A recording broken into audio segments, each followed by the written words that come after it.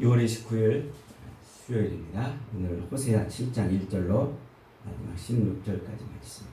뒤집지 않은 전병이라는 제목입니다. 뒤집지 않은 전병. 전병이라는 말은 과자, 빵 그런 거를 말하죠. 오늘 본문은 이 북이스라엘 백성들의 죄를 지적하는 호세아의 9편의 설교 가운데 4번째 설교예요. 그러니까 호세아는 이 북이스라엘 백성들을 향해서 그들의 죄를 지적하는데 다양한 각도에서 설명을 하고 있는 거예요. 이쪽으로 바라보고 또 이렇게도 바라보고 또 뒤집어서도 보고, 그래 아주 그냥 그 북이스라엘 백성들의 죄를 그냥 홀라당 다 뒤집어 가지고 보여주는 그런 9편의 설교. 그 중에 오늘 4번째 설교예요. 오늘 본문은 북이스라엘 백성들을 이렇게 쫙 까봤더니 아주 백성들이나 지도자들이나 하나도 다를 게 없이 전부 지금 죄악으로 좀 버무려져 있다. 다 자기의 탐욕을 채우기에 급급한 그런 삶을 살고 있다. 그리고 하나님의 백성이기에 하나님의 주권을 인정하고 살아야 되잖아요. 하나님의 통치하심. 이게 하나님이 자기들의 왕이라는 그런 고백을 하며 살아야 된다는 거예요. 그런데 지금 그들은 그런 고백을 하지 않았어요. 옛날에 다윗은 하나님께서 이스라엘을 통치한다고, 자기가 이스라엘의 왕임에도 불구하고 백성들에게 계속 거듭해서 외친 게 뭐냐면 하나님이 우리를 통치하시도다. 하나님이 우리의 왕이시도다. 이 고백을 서스럼없이 늘 언제든지 고백을 터뜨렸단 말이에요. 그게 이제 다윗의 그 시편에 굉장히 많이 나타나잖아요. 그렇게 하나님이 자기들의 통치자요 왕임을 고백해야 되는 게 하나님의 백성인데, 지금 이스라엘은 어떻다는 거예요? 이스라엘은 하나님의 통치를 거부하고 있는 거예요. 자기들 멋대로 살고 있는 거죠. 오늘 1절은 이렇게 시작합니다. 내가 이스라엘을 치료하려 할 때에 에브라임의 죄와 사마리아의 악이 드러났도다. 그들은 거짓을 행하며 안으로 들어가 도둑질하고 밖으로 떼지어 노략질했다. 그러니까 안으로 도둑질하고 밖으로 떼지어 노략질하고 이 같은 표현이에요. 그러니까 안팎이 겉으로나 속으로나 똑같다는 거예요. 그들이. 그런데 재미있는 표현이 있어요. 내가 이스라엘을 치료하려 할 때에, 지금 하나님은 이스라엘을 지금 고쳐주고 싶은 거예요.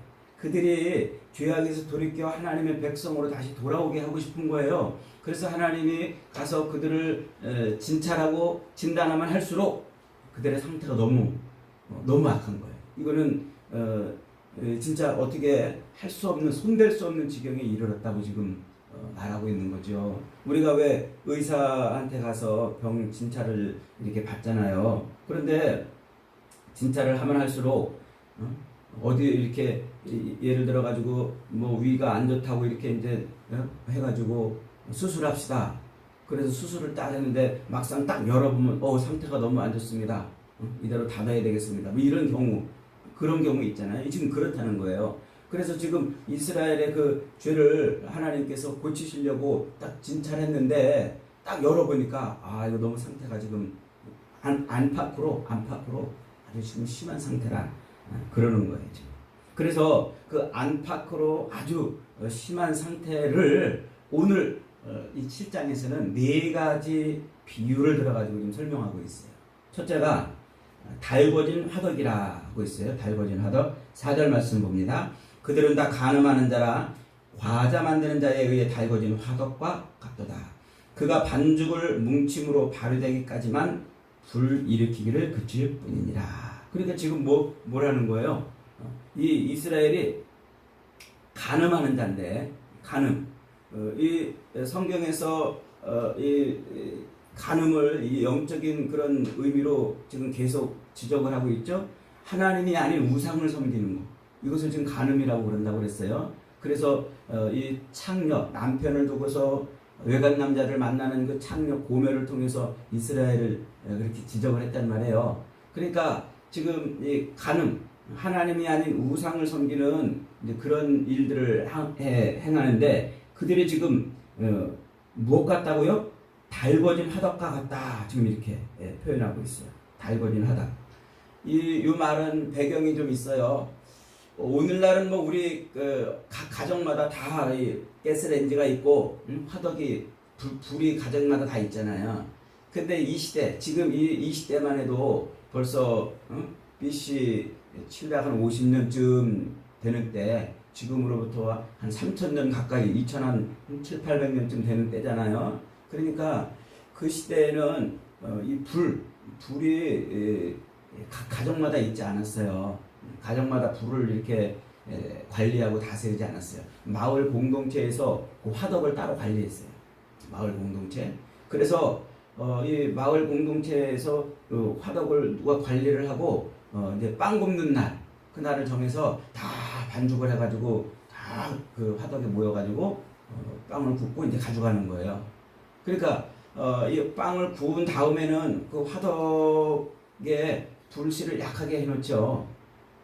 그러다가 빵 구울 때가 되면 화덕을 또 막 뜨겁게 달군단 말이에요. 근데 이제 불씨를 꺼트리면 안 돼요. 큰일 나요. 그래서 불씨를 꺼트리지 않고 계속 살려두다가 빵을 굽는 날이 되면은 이제 뜨겁게 달구고 빵을 구우면은 또 꺼트리지 않게 잘 가지고 있고 이렇게 하는 그런 시대란 말이죠. 그러니까 지금 그 달궈진 화덕에 비유한다는 것은 지금 이 북이스라엘 백성들이 어떻다는 거예요? 이 불씨가 안 꺼지는 거예요. 무슨 불씨?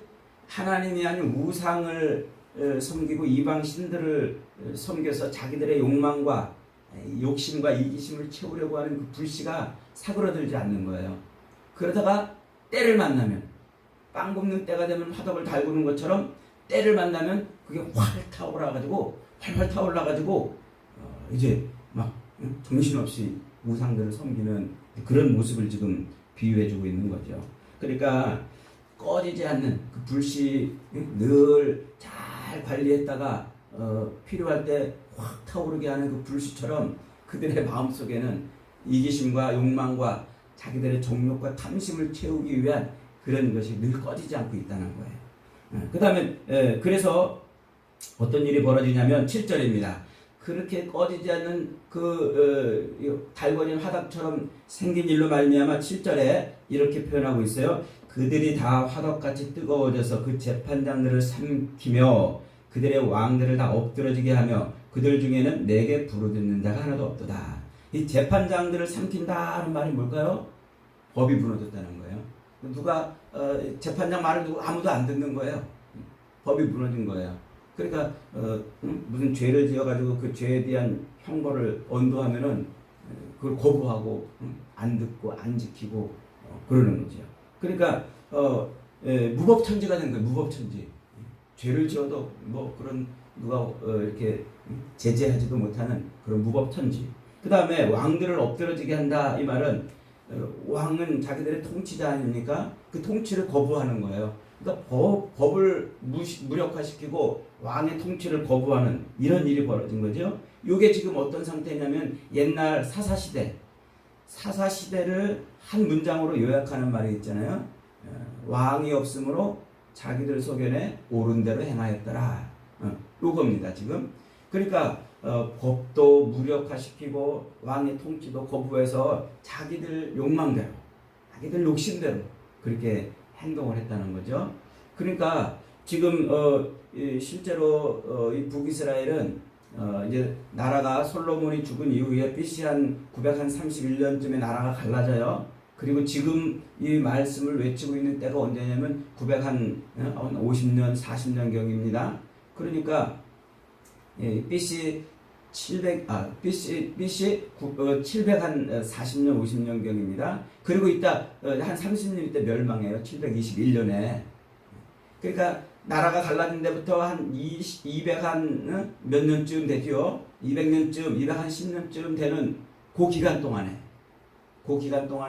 북이스라엘은 19명의 왕이 다스리는데 총 8번의 쿠데타가 일어나요. 왕을 죽이고 새로운 사람이 왕이 되고 또 조금 있다가 부하가 또 왕을 죽이고 자기가 왕 되고 이런 쿠데타가 8번이나 일어나요. 그러니까 이 한 220년 10년쯤 되는 요 기간 동안에 8번의 쿠데타가 일어난다는 것은요. 아주 나라가 왕의 어떤 통치가 있을 만한 시간이 없었다는 거예요. 그러니까 다 자기 욕망대로 내가 왕 되고 싶어 그러면 쿠데타 일으키고 내가 뭘 하고 싶어 그러면 법을 무력화시키고 하고 이런 지금 지경이 됐다는 거예요. 왕도 그렇고 백성들도 그렇고 안팎으로 똑같이 말이죠. 그 다음에 이제 두 번째는 어떤 비유입니까? 두 번째는 뒤집지 않은 전병이라. 오늘 설교 제목이죠. 뒤집지 않은 전병. 8절에 봅니다. 에브라임이 여러 민족 가운데 혼합되니 그는 곧 뒤집지 않은 전병이로다. 빵을 굴 때 우리가 이제 프라이팬에 빵을 이렇게 굴 때 얹어가지고 이렇게 놔두면은 밑에서 불이 올라오니까 때에 맞춰서 뒤집어져야 앞뒤가 골고루 노릇노릇하게 익을 거 아닙니까?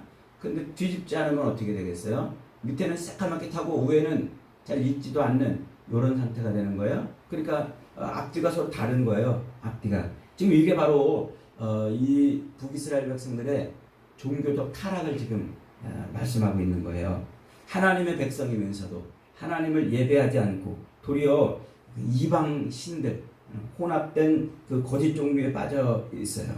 특별히 에브라임이 여러 민족 가운데에 혼합되니, 이 혼합되니라는 말, 이 말이 의도적으로 섞었다는 말이에요.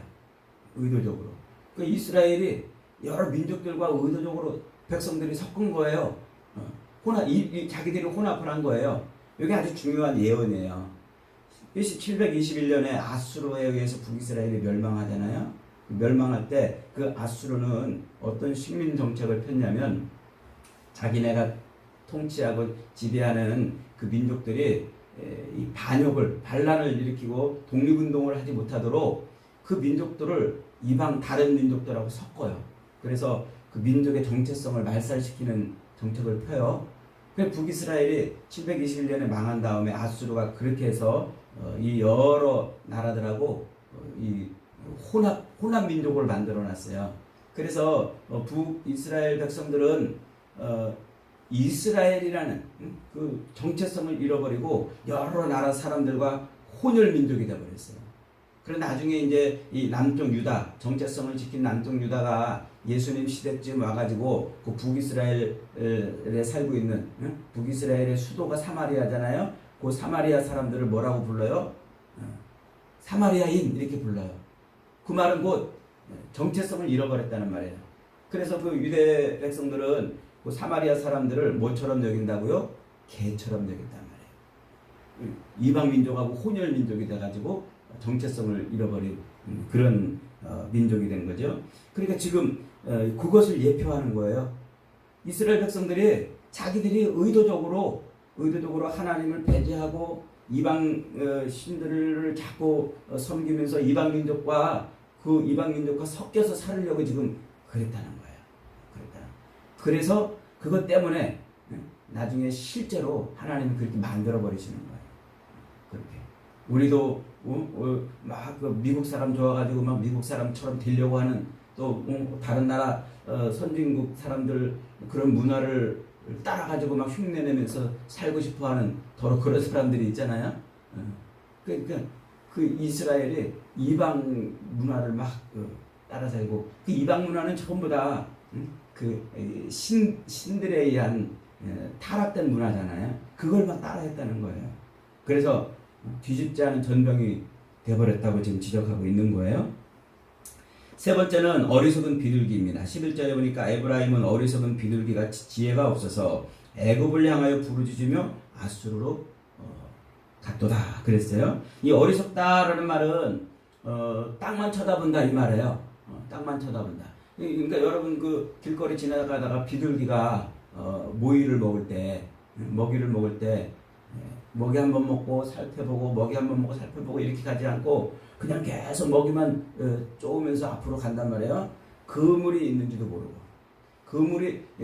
모르고 자기 그 먹이만 찾아가지고 이제 막 쪼아서 나가는 거예요. 그러니까 지금 이 이스라엘이 때로는 애굽에 기대가지고 아수르를 좀 물리쳐 달라고 애굽의 도움을 청하고 때로는 저 아수르가 손잡고 애굽을 물리쳐 달라고 그렇게 손잡는 그런 행위를 지금 비유하고 있는 거예요. 그러니까 애굽을 향해서 가고 아수르를 손잡고 하는 이런 행위가 그게 자기들을 올무에 사로잡게 하는 그런 일인지도 모르고 당장 자기들의 이익과 욕망과 욕심을 채우기 위해서 그런 모기를 쫓아서 나가는 비둘기처럼 그러고 있다는 것이죠.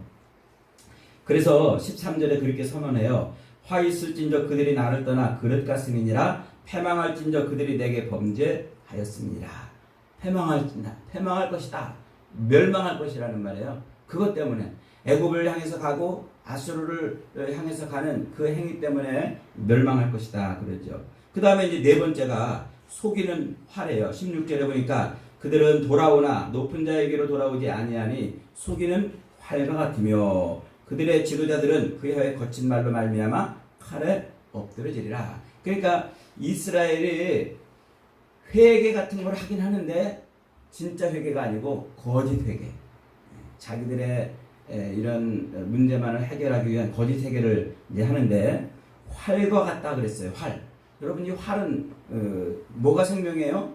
정확성이 생명이에요. 그래서 활 쏘는 자가 겨누는 대로 가서 정확하게 화살이 꽂혀야 그래야 그 활이 생명이 있는 거죠.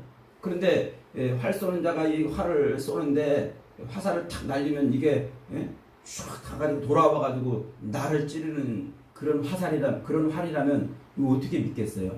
지금 속인다 이 말이 그 말이에요. 쏘는 자를 다시 해를 입히는 그런 화살처럼 그런 활처럼 이스라엘이 그렇다는 것이죠. 그러니까 지금 이 이스라엘의 죄는 너무 심각한 거예요. 여러분이니까 안팎으로 똑같이 지금 문제가 심한 것이죠. 여러분 오늘 저와 여러분은 어떤가요? 달궈진 화답처럼 탐욕과 욕망이 불타고 있는 건 있지는 않습니까? 혹은 뒤집지 않은 전병처럼 예배당에 와서는 하나님을 막 찾는데 밖에 나가면은 세상 것을 더 의지하려고 하고 있지는 않습니까? 혹은 어리석은 비둘기처럼 그 물에 걸리는 줄도 모르고 막 그거를 도움을 찾아서 그렇게 세상 것을 의지하려고 하고 있지 않느냐 말이죠. 그리고 속이는 화살처럼 자기를 해야 하는 그런 활인지도 모르고 열심히 화살을 쏘려고 하고 있지 않느냐 하는 거죠. 여러분 주님은 우리에게 이렇게 말씀하셨어요. 너희는 세상의 소금이니 소금이 만일 그 맛을 잃어버리면 무엇으로 짜게 하리요. 후에는 아무 쓸데없어 다만 밖에 버려져 사람들에게 밟힌다 그랬어요. 정체성을 잃어버리면 안 돼요. 우리는 하나님의 백성이에요. 하나님의 자녀, 하나님의 통치하시는. 그래서 겉으로도 속으로도 온전히 하나님을 고백하고 하나님의 통치를 따라 살아야 돼요. 겉으로는 하나님의 통치를 받는 것처럼 그러고 뒤로 돌아서는 엉뚱한 그런 일을 행한다면 그거야말로 뒤집지 않은 전병이라 말씀하고 있는 거예요. 저와 여러분은 항상 어느 때든지 늘 우리 주님의 통치하심 앞에 무릎 꿇고 주님 앞에 순종하며 예배하며 산 복된 인생들이 다 되시기를 주님의 이름으로 축복합니다. 아멘.